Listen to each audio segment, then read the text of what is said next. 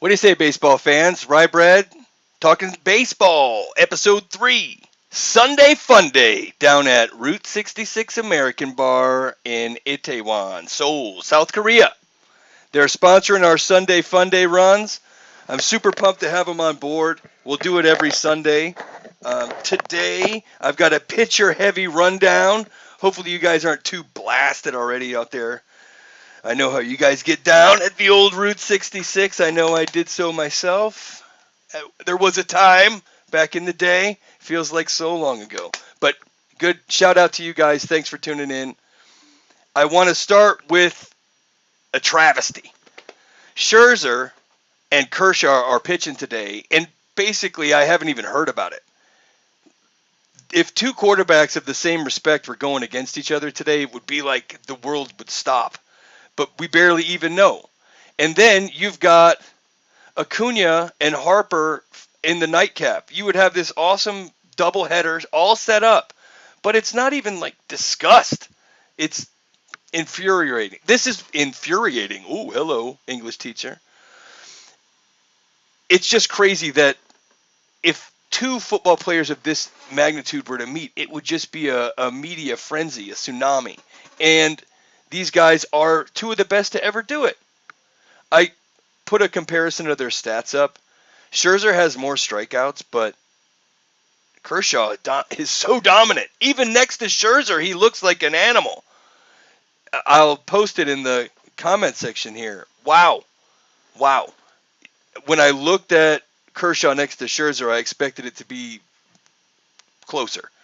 But outside of the strikeouts, Kershaw leads the way. The feel-good story of the day has to be Brent Honeywell going to start as an opener for the Rays today. If you don't know this guy's story, I'll put all the latest in the comments. Like, he's been out of baseball since 2017. He's had a bunch of surgeries.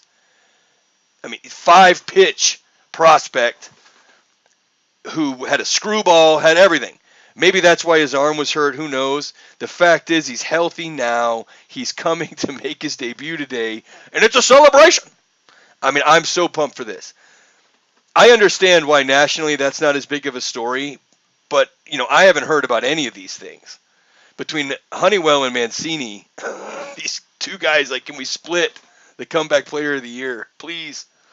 Honeywell hasn't, done it yet, but he will. He's that good. 5 pitches for strikes. He's got 5 major league offerings. You don't see that anymore. I think Darvish maybe, but still, it's a lot to keep people off balance. And then moving on, DeGrom left with the check again. I don't want to beat this down, but one thing has to be said. They're pressing. There's no way with roster turnover that this scoring drought would continue. Guys don't want to do them like that, and they want to do well for the guy so badly. They want to succeed for him that they press, and it turns out that they end up doing them like that, which is what they're trying to avoid. It's just at this point, it's a statistical anomaly. Just by accident, he should have had some run support by now in more of those starts where he's just dominant. But you run into 3 of my pitchers to watch.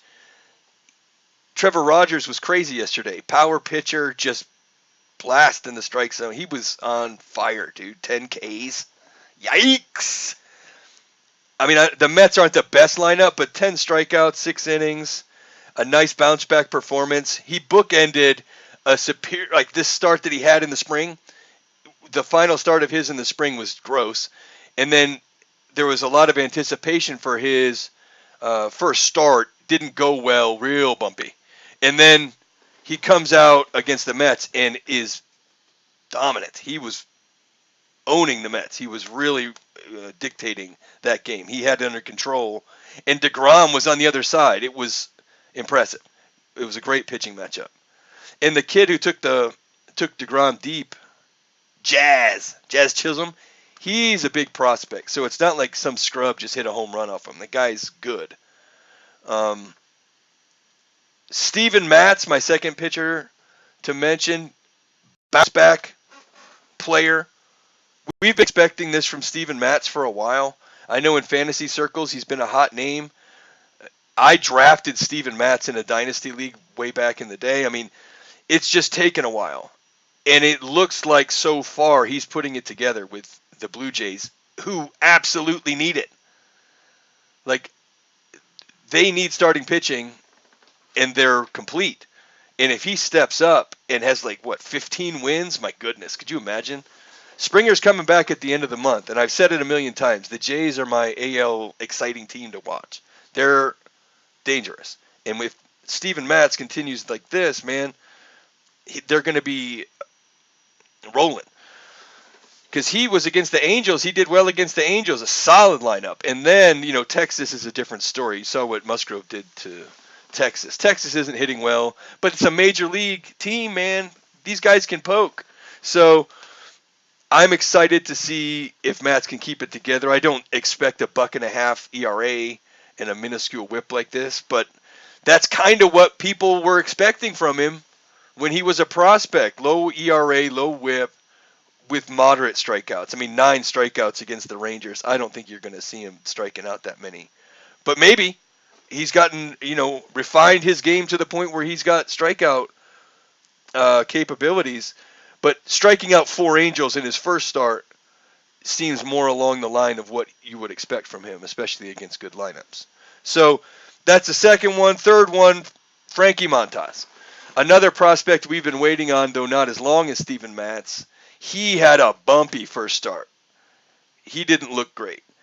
The A's have struggled, period. And he stepped up. He's the stopper. He held that dangerous lineup in check for Houston. Correa almost got Houston over the line himself. But the A's stood firm when they had to. And Montas came up big when he had to. Ended up only giving 1 run. It could have been worse, but the end line is pretty, 6 innings pitched, 1 run, 5 Ks, 1 walk, and a W for a team that really needed a win out there. Frankie Montas, somebody to keep an eye on. I think if he puts it together the way that he was projected to, that could be something that kind of brings the A's, back to life at least, because they were in danger of losing it in April. You can't win it in April, but you can lose it, and the A's were putting that theory to the test. But if they can ride this momentum and get a couple of wins, that's going to bode well for them. So today, the heavyweight championship over there, Scherzer Kershaw, boom, you got to see it. But make sure, give Honeywell a chance and check him out. Send that guy some well wishes, some positive vibes, whatever book you put your hand on. The guy deserves it, and I'm hoping that it gets kind of the recognition that it deserves. The guy's battled so hard, and you hear the Rays players talk about this guy's determination and dedication and all this. He's inspiring, and I just hope that more people know about it.